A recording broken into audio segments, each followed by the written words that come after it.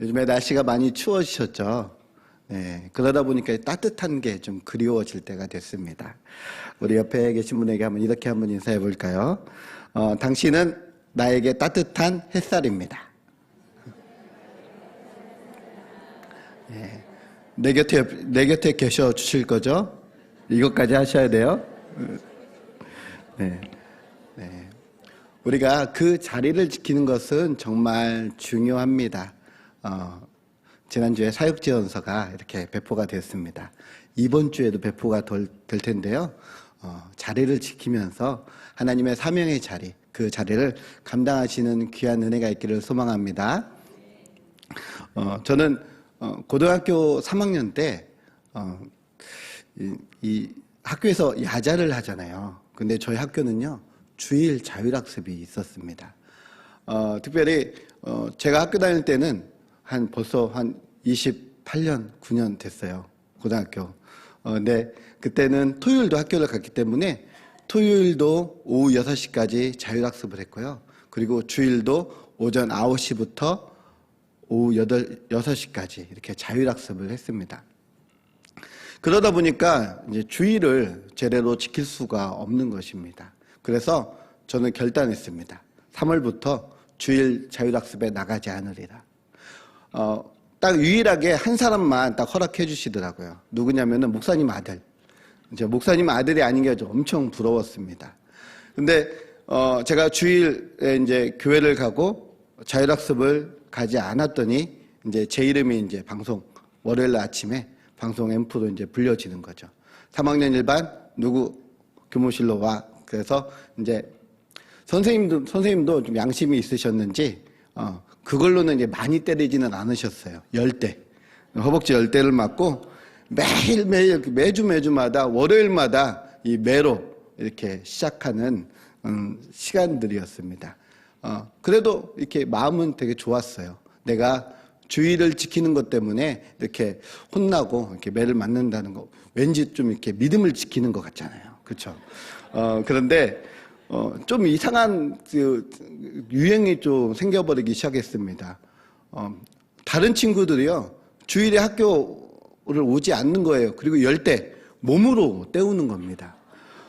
그러다 보니까 저는 이렇게 믿음으로 이렇게 난 10대씩 맞고 이렇게 학교를 다니는데 몸으로 때우는 아이들이 생겨나기 시작하니까 이제 저도 똑같아진 거죠. 저도 몸으로 때우는 아이가 되어버린 것입니다. 그래서 결국 이 믿음을 지킨다는 이런 마음은 온데간데 없어지고 괜히 좀 짜증이 나기 시작합니다. 그래서 왜 너희들은 왜 교회도 다니지 않는데 왜 이렇게 매일 월요일마다 10대씩 맞고 이렇게 다니냐 그랬더니 아침에 일어나는 것보다 그냥 10대 맞는 게 낫다고 그러더라고요, 친구들이. 네. 그래서 결국에는 그 숫자가 엄청 늘어나기 시작했습니다. 처음에는 한 10명이었는데 나중에 한 3개월쯤 지나니까 40명, 50명이 불려가면서 맞더라고요. 한 가지는 좋았습니다. 선생님들이 힘이 빠지셔가지고 네, 때리는 강도가 좀 약해지셨습니다. 그런데요, 하나님은 정말 살아계셨습니다. 저희가 3개월 동안 그렇게 했는데요, 갑자기 학교에서 주일 자율학습이 없어졌습니다. 누가 교육청에 찔른 건 아니고요. 갑자기 학교가 전기 승합공사를 하면서 공사를 하게 돼가지고 주일에, 학교다 보니까 주일에 할 수밖에 없어서 주일에 6개월 동안 공사를 하게 되었습니다. 그러다 보니 저희 고3 시절 거의 대부분은 주일에 학교를 가지 않았습니다. 제 마음 가운데는요, 그때의 그 모습들이 있어서 지금도 이렇게 주일을 지키는 데는 철저한 모습들을 보여주고 있습니다. 어떤 때는요, 가끔 짜증나기도 했었고, 쟤네들은 왜 저럴까 그런 마음도 들게 했는데요. 제 마음 가운데에 작은 믿음이 심겨져 갔던 귀한 시간들이었습니다. 어떠십니까? 내가 원하는 대로, 내가 계획한 대로 우리는 때로 그 일들이 진행되지 않을 때가 있습니다. 때로는 불이익을 내가 당할 수 있습니다. 믿음 때문에. 그럴 때마다 우리는 어떤 마음이 드십니까? 온전히 그럼에도 불구하고 그 믿음을 지켜갈 수 있는지, 아니면 그 믿음의 길에서 또 무너져 내려버리지는 않는지. 어쩌면 하나님께서는요, 이 모든 일들을 통해서 우리가 온전히 믿음을 지키길 원하십니다. 오늘 우리가 읽었던 본문의 말씀은 에스더 말씀입니다. 에스더 말씀은요, 정말 재밌는 부분이 있습니다. 이 내용이 정말 대하 드라마, 어떤 드라마 한 편을 쓸 법한 그 내용이 담겨 있습니다. 이 내용 가운데는요, 하나님이란 단어가 한 구절도 나오지 않습니다. 하나님에 대한 직접적인 언급이 이 에스더서에는 전혀 없다는 것입니다. 그럼에도 불구하고 하나님의 역사가, 하나님의 섭리가 이 안에 도도하게 흐르는 것을 느낄 수 있습니다. 에스더의 말씀을 읽으면서 하나님의 역사하심이 느껴진다는 것입니다. 오늘 이 말씀을 묵상하며 이 말씀을 들으시면서 우리 안에 담겨있는 하나님의 은혜를 우리 또한 경험하시기를 주의 이름으로 축원드립니다.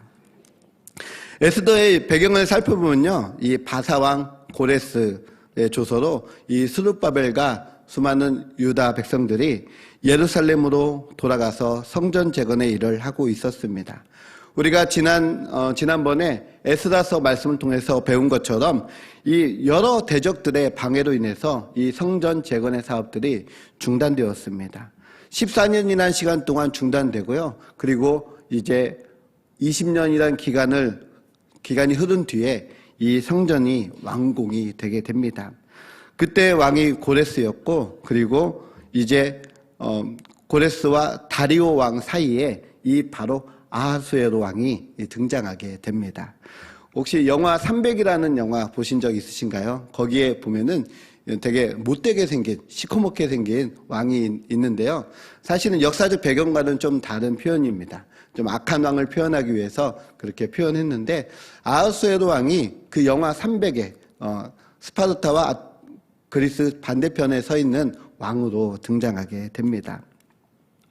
이제 70년이라는 긴 포로 시간을 마치고 일부 백성들은 총독 스룹바벨의 인솔하에 고향 땅 유다로 돌아갔습니다. 그런데 아직도 이 바벨론, 이 바사 땅에는 수많은 유다인들이 살고 있었습니다. 그들은 곳곳에서 그들의 삶은 이어가고 있었으며, 또 그들의 대적들은 그 곳곳에서 그들의 삶을 어렵게 하고 있었습니다. 우리는 흔히 그들을 향해서 고향으로 돌아가야 될 사명을 잃어버린 사람들이라 생각할 수 있습니다. 그런데 그 땅에 남아있는 사람들에게도 사명이 있었습니다. 다니엘이 노년의 삶 가운데에 이 바사에 남아서 그가 기도했던 이유가 무엇입니까? 바로 민족을 위한 위대한 사명이 있었기 때문입니다. 그렇습니다. 에스더 또 모르드게가 그 땅 가운데에 있었던 이유는 무엇입니까? 이 두 사람에게도, 그리고 남아있던 유다인들에게도 하나님께서 베풀어 주신 민족 구원의 귀한 사명이 있었기 때문입니다. 바로 그 민족 구원의 사명, 바로 하나님의 때가 있었다라는 사실입니다. 에스더는 대제국인 바사, 페르시아의 왕비가 됩니다. 이것은 하나님의 은혜라 할 수 있습니다. 피정복민인 여인이 왕비의 자리에까지 오르는 일은 쉽지 않은 일입니다. 특히 에스더는 부모 없이 삼촌의 손에 길러졌던 고아 소녀였습니다. 수많은 이방 민족들, 그들의 대적들에게 이 왕후의 자리에 오른다는 것은 시기를 받는 일이었습니다. 하나님의 역사 안에서 보면은 바로 우리의 대적인 사탄은 그 일을 매우 싫어하는 것을 볼 수 있습니다. 그래서 사탄은 유다인의 대적이었던 하만을 페르시아 바사의 2인자 자리에 앉힙니다. 하나님의 구원의 역사 가운데에 하나님을 위한 구원의 은혜를 베풀면 그 일을 싫어하는 사탄도 바쁘게 움직이는 모습들을 보여줍니다. 에스더 3장 1절의 말씀 같이 한번 읽도록 하겠습니다. 같이 읽겠습니다. 그 후에 아하수에로 왕이 아각 사람 함므다다의 아들 하만의 지위를 높여 올려 함께 있는 모든 대신들 위에 두니. 아멘.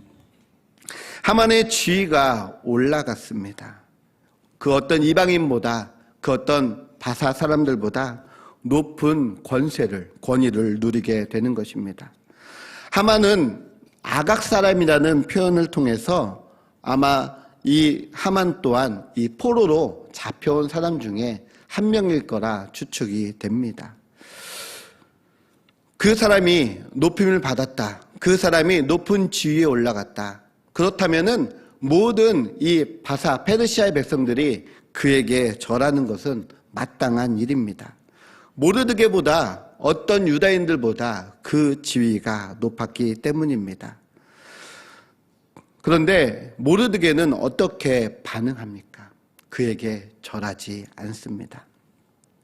모르드게 주변에 있었던 모든 신하들이 그를 설득합니다. 날마다 권하여 설득했지만 그는 설득당하지 않고 하만에게 절하지 않았습니다. 모르드게가 하만에게 절하지 않은 이유는 단 한 가지입니다. 바로 하나님 말씀에 순종하기 위함입니다. 그가 아각 사람, 바로 아말렉 사람이었기 때문입니다. 다니엘과 세 친구가 왕의 지엄한 명령이 있었음에도 불구하고 그 뜻을 굽히지 않고 믿음을 지키기 위함은 바로 하나님의 말씀을 지키기 위함이었습니다. 모르드게 또한 여러 신하들의 권함이 있음에도 불구하고 그 뜻을 굽히지 않은 것은 바로 하나님의 말씀이 그리고 그의 마음 가운데에 믿음이 있었기 때문입니다. 그렇다면 이 아말렉 사람은 왜 이 아말렉 사람에게 절하지 않았을까요? 신명기 25장 19절 말씀에 기록되어 있습니다. 파란색 부분만 같이 한번 읽겠습니다. 시작. 너는 천하에서 아말렉에 대한 기억을 지워버리라. 너는 잊지 말지니라. 아멘. 모세는 이 신명기 말씀을 통해서 이스라엘 백성들에게 이 아말렉에 대한 기억을 지워버리라. 그리고 잊지 말지니라 라고 말씀하고 있습니다. 그들이 행한 일, 출애굽 당시에 가장 연약한 자들을 공격하고 약탈했던 그들의 행한 일들을 잊지 말고 기억하라는 것입니다. 그리고 결코 그들과 함께하지 말라라고 말씀하고 있습니다. 그는 그 하나님의 말씀을 지켰습니다. 그런데 그 결과는 어떻습니까? 하만은 모르드게뿐만 아니라 바사 지역 전 지역에 흩어져 있는 유다인들을 몰살시킬 계획을 세웁니다. 바로 하나님의 구원의 역사 가운데에 끝까지 방해하려는 사단의 계략이 보이는 장면입니다. 이 사단의 계획은 순조롭게 진행됩니다. 하만은 아하수에로 왕에게 돈을 주고 유다인을 죽일 수 있는 권한을 얻게 됩니다. 한번 생각해 보십시오. 모르드게는 믿음을 지켰습니다. 믿음을 지킨 결과가 결국 죽음이라면 그 믿음을 지켰던 대가는 민족 전멸이라는 진멸이라는 엄청난 위기 가운데 놓여 있었습니다. 우리 본문 13절과 14절 말씀 같이 한번 읽도록 하겠습니다. 같이 한번 읽겠습니다. 시작. 모르드게가 그를 시켜 에스더에게 회답하되 너는 왕궁에 있으니 모든 유다인 중에 홀로 목숨을 건지리라 생각하지 말라. 이때에 내가 만일 잠잠하여 말이 없으면 유다인은 다른 데로 말미암아 노임과 구원을 얻으려니와 너와 내 아버지의 집은 멸망하리라. 내가 왕후의 자리를 얻은 것이 이때를 위함인지 어찌 알겠느냐 하니. 아멘. 그 절대절명의 위기의 상황 가운데에 한 사람, 바로 왕후의 자리에 오른 에스더가 있었습니다. 그는 에스더에게 보낸 서찰을 통해서 이때에 라고 기록하고 있습니다. 바로 이때는 어떤 때를 이야기하고 있습니까? 바로 하나님의 때를 이야기하고 있습니다. 그렇습니다. 하나님의 시간표에는 한치의 오차도 없습니다. 하나님은 이 위기의 순간 가운데에 에스더를 준비시키셨고 그 에스더를 통하여 민족 구원이라는 큰 역사를 베풀어 주십니다. 우리가 한 가지 오해가 없으셨으면 좋겠습니다. 에스더가 왕후였지만 그의 권력이, 그의 권세가 세지 않았다라는 것입니다. 우리는 사극을 자주 보다 보니까 이제 중전의 자리에 오르면은 권세를 누리고 힘이 있는 것처럼 보입니다. 그러나 지금 이 에스더의 위치는요, 권세를, 그 힘도 누릴 수 있는 위치가 아니었습니다. 그럼에도 불구하고 하나님이 역사하셔서 바로 이 에스더를 사용하고 계십니다. 위기의 상황 이때에 하나님의 기회 이때가 있다라는 사실입니다. 하나님의 정확한 시간표에 따라 하나님은 에스더에게 왕후의 자리를 세우셨고 하나님의 계획하심을 이루어 가십니다. 사랑하는 성도님들, 하나님이 우리를 사용하실 때가 있습니다. 그때는 어느 때입니까? 바로 내가 하나님 앞에 서 있을 때입니다. 그때가 하나님의 기회의 때입니다. 나에게 맡겨준 것이 있다면 분명 그것은 내게 삶이 하나님의 시간표에 따르는 삶이라는 것입니다. 분명히 나를 이끄시고 나를 인도하시는 그 하나님이 함께 하십니다. 고난 가운데 또 질병 가운데에 아픔 가운데 있는 계신 분들이 있습니까? 하나님께서 그 고난을 통하여, 그 질병을 통하여, 그 아픔을 통하여 하나님의 때를 이루어 가신다는 사실을 기억하시기 바랍니다. 우리는 그 하나님만 믿으며 그 하나님만을 바라보며 믿음으로 나아가야 합니다. 그렇습니다. 위기의 상황이었습니다. 그런데 왕궁에 있는 에스더는 그 상황을 전혀 몰랐습니다. 에스더의 시녀와 내시가 모르드게가 왕궁 성문 앞에서 베옷을 입고 엎드려서 대성통곡을 하고 있다라고 그 이야기를 전하게 됩니다. 그때서야 에스더는 자기 민족에게 처한 그 위기를 전해 듣게 됩니다. 대적의 공격은 치밀합니다. 다니엘을 공격했던 그 대적들, 그의 신앙을 건들지 않고서는 그를 무너뜨릴 수 없다라고 생각했습니다. 그래서 어떻게 합니까? 다니엘서 6장 7절 말씀 한번 같이 한번 보겠습니다. 파란 부분만 같이 한번 보겠습니다. 왕이여, 그것은 이제부터 30일 동안 누구든지 왕 외에 어떤 신에나 사람에게나 무엇을 구하면 사자굴에 던져 넣기로 한 것이니이다. 아멘. 어떻습니까? 왕이 보기에는, 왕이 생각하기에는 너무나 그럴듯한 법입니다. 자신을 높여주고 자신을 존경한다는데 싫어할 왕이 어디 있겠습니까? 다리오 왕은 자신을 높이는 것을 당연히 좋게 여기는 것입니다. 그래서 그 조서에 도장을 찍어서 왕조차 그 누구도 변경할 수 없는 명령, 법을 만들어 버립니다. 이제 하만의 방법은 어떻습니까? 에스더 3장 8절 9절인데요. 우리 8절에 파란 부분만 같이 한번 읽겠습니다. 시작. 왕의 법률을 지키지 아니하오니 용납하는 것이 왕에게 무익하니이다. 아멘. 그들의 유다인들이 하나님을 섬기고 하나님께 예배드리고 그런 모습을 보면서 그들은 반란을 저지를 것입니다. 그들은 왕의 명령을 지키지 않을 것입니다. 라고 미리 이야기하는 것입니다. 결국에 이 아하수에로 왕도 자신의 왕권을 강화하기 위해서 그 모든 일들을 좋게 여기는 것입니다. 자신의 세운 법, 자신을 지키는 법이 당연하다라고 생각하는 것입니다. 그리고 하만은 은 1만 달란트를 왕에게 드리겠다라고 약속합니다. 왕은 도장 한번 찍어주고 1만 달란트라는 수많은 돈을 얻게 됩니다. 이러한 상황 가운데에 다니엘이 보였던 반응, 모르드게가 보였던 반응은 동일합니다. 믿음을 지켰다는 것입니다. 다니엘은 알고도의 믿음을, 그리고 모르드게는 그 억울함을 하나님 앞에 또 많은 사람들 앞에 토로하며 성문 앞에서 대성통곡을 하는 모습을 보여줍니다. 그가 굽히면, 그가 한번 자신을 낮추면 될 일이었는데, 그러나 그 가운데에서 믿음을 온전히 지켰다는 것입니다.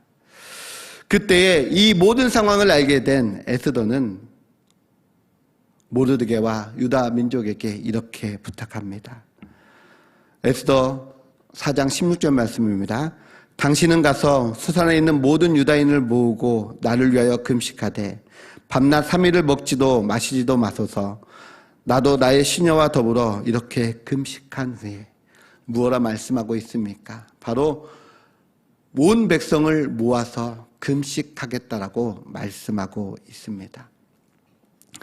그렇습니다. 이 금식이라는 것은 단순히 음식을 먹지 않고 그냥 기도하는 것을 의미하지 않습니다.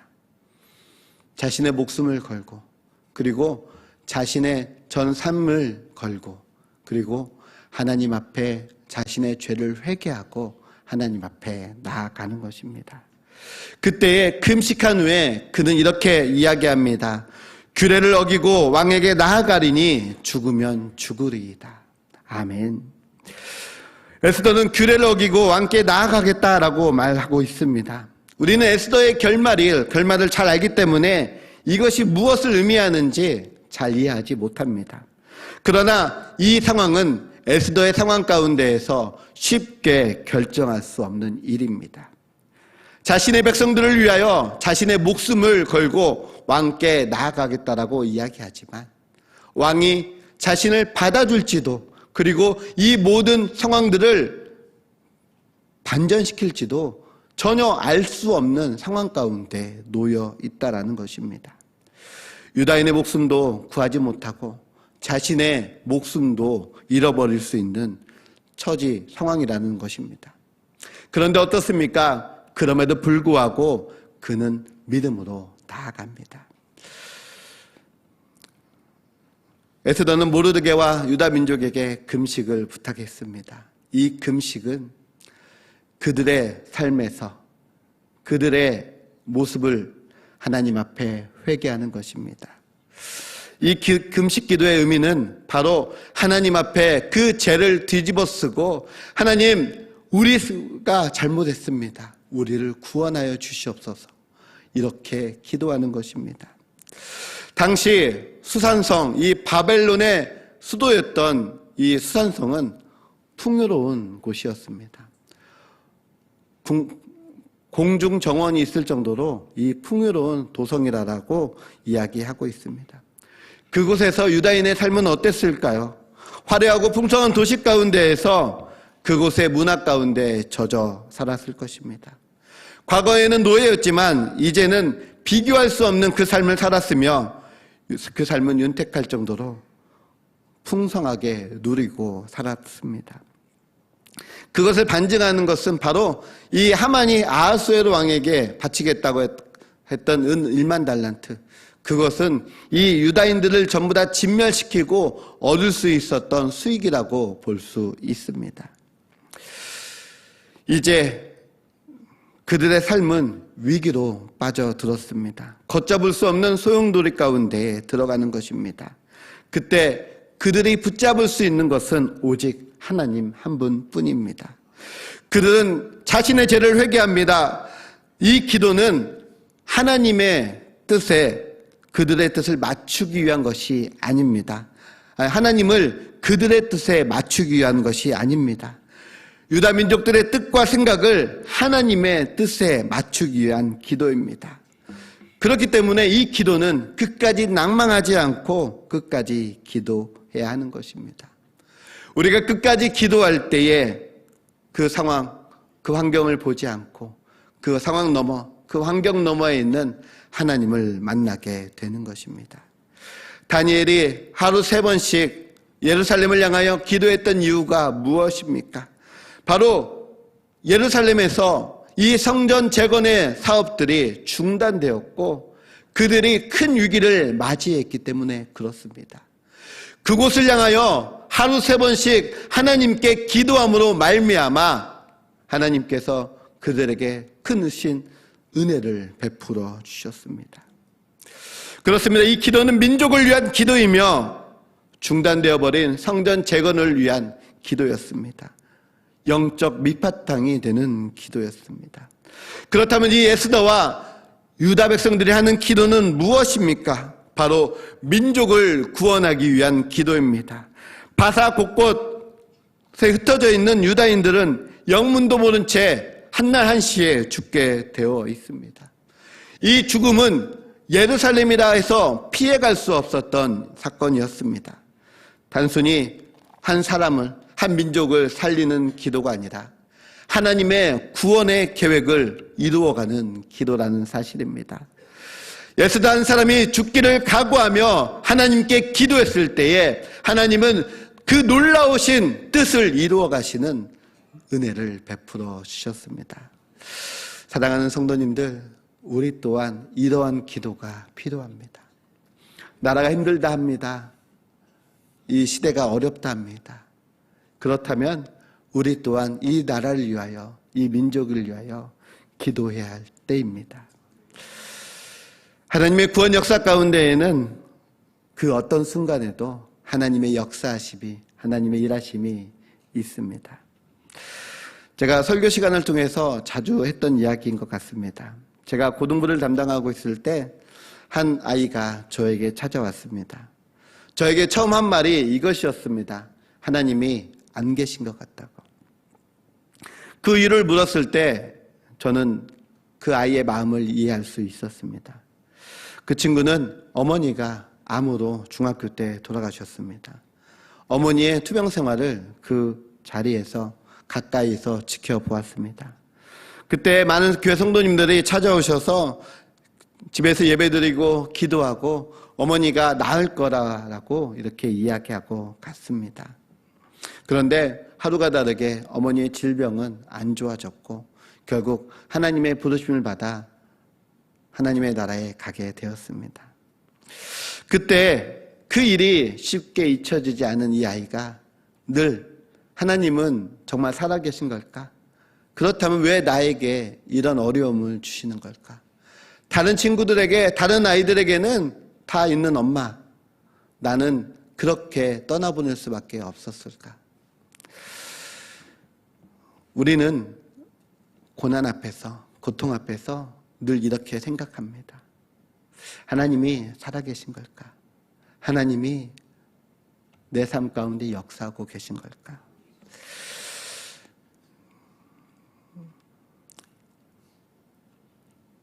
그런데 하나님의 뜻은 우리가 쉽게 알아차리지 못할 때가 더 많습니다. 하나님의 뜻을 이해하지 못하기 때문에 그렇습니다. 그래서 10년이 지나고 20년이 지나고 30년이 지나고 지나온 삶을 되돌아볼 때 그것이 그때서야 은혜였음을 깨닫게 되는 것입니다. 내가 살아온 그 순간, 그 삶의 순간순간, 그 순간 마디마디마다 하나님의 일하심이 있다는 것을 그때서야 깨닫게 됩니다. 이스라엘은 70년 만에 포로 귀환이라는 방법을 통해서 회복을 경험했습니다. 그런데 포로 귀환이 다 완성되기도 전에 이제 겨우 성전만 완공이 되었을 뿐인데 유다 민족은 걷잡을 수 없는 위기 상황 가운데 하나님은 몰아가십니다. 그런데 저는 이 말씀을 묵상하면서 이 위기의 상황이 이해가 되는 것입니다. 왜 그렇습니까? 자신의 삶에 안주하고 있었던 유다 사람들, 세상이 좋아서 그 자리에 머물러 버린 유다 사람들, 하나님은 그들을 결코 그냥 내버려 두지 않으셨다라는 것입니다. 에스더의 기도를 통하여, 유다인들의 기도를 통하여 그들이 다시금 하나님의 사람으로, 하나님의 백성으로 일어날 수 있도록 그들을 세워주셨습니다. 그들에게 사명을 주시며 다시 일으키는 것입니다. 에스더를 사용하시고 모르드게를 사용하셔서 세상은 우연이라는 방법이라고 이야기하지만 아니요, 하나님의 계획, 하나님의 섭리 안에서 그 모든 것들을 이루어 가시는 모습을 보게 됩니다. 사랑하는 성도님들, 우리 삶 가운데에 우연은 없습니다. 오직 하나님의 계획하심과 하나님의 섭리가 있을 뿐입니다. 많은 분들이 주저앉아버리고 나의 삶 가운데에 편안함을 추구하고 있습니다. 그러나 이때에 우리에게 이 말씀을 주신 이유가 무엇이겠습니까? 우리가 주저앉을 때가 아니라 하나님 앞에 기도해야 될 때라는 것을 말씀을 통해 다시 한번 일깨워주고 있습니다. 하나님은 우리를 통하여 사명으로 부르셨는데 그 사명을 잠시 놓아버려도 괜찮을 것 같은 때가 있습니다. 잠시 내려놓았던 그 사명이 이제는 무게감도 부담감도 느껴지지 않을 때가 있다라는 사실입니다. 사랑하는 성도님들, 그때가 우리 삶 가운데 가장 위험한 때입니다. 하나님은 그때에 하나님의 말씀을 통하여 우리를 일깨워 주십니다. 하나님은 그때에 이 말씀을 통하여 우리가 다시 한번 그 사명을 붙잡기를 원하십니다. 유다인들은 그들이 유다 땅에 돌아가서 예루살렘 땅에 돌아가서 그들의 터전을 다시금 회복해야 되는 그 사명이 있었습니다. 우리에게는 어떤 사명이 있습니까? 우리에게 맡겨진 귀한 영혼을 주님 앞에 돌아오게 하는 귀한 사명이 있지 않습니까? 그 사명의 자리, 그 사명을 잃어버렸다면 다시금 그 사명 앞에 다시금 서시기를 바랍니다. 우리는 종종 연극을 보게 됩니다. 연극을 볼 때 연극을 이렇게 이끌어가는 배우가 있습니다. 그 배우의 모습을 보면 모든 스포트라이트를 받으며 그 무대의 주인공처럼 느껴질 때가 있습니다. 그러나 한 가지 더, 무대 뒤에 그 연극을 총 감독하고 있다는 사람이 있다는 사실입니다. 우리 인생이라는 무대 가운데에 우리 눈에 보이질 않지만 우리는 우리 무대 뒤에 계신 하나님을 우리는 느끼고 하나님을 경험할 수 있습니다. 우리 삶의 그 사명의 무대 가운데에 늘 나와 함께 하시는 하나님이 계시다는 사실입니다. 사랑하는 성도님들, 그 하나님은요, 나를 안아주시고 나를 이끌어주시는 하나님이십니다. 그 하나님은요, 여전히 나와 함께 하시는 하나님이십니다. 그 하나님은요, 여전히 나에게 사명을 일깨워 주시는 하나님이십니다. 사랑하는 성도님들, 내가 서 있는 무대가 어디입니까?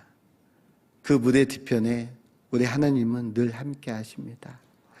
에스더가 왕께 나아가리라 말씀했던 것처럼 우리에게 주신 그 사명의 자리 가운데에 믿음으로 나아갈 때에 하나님께서 놀라우신 은혜와 축복으로 함께 하실 것입니다.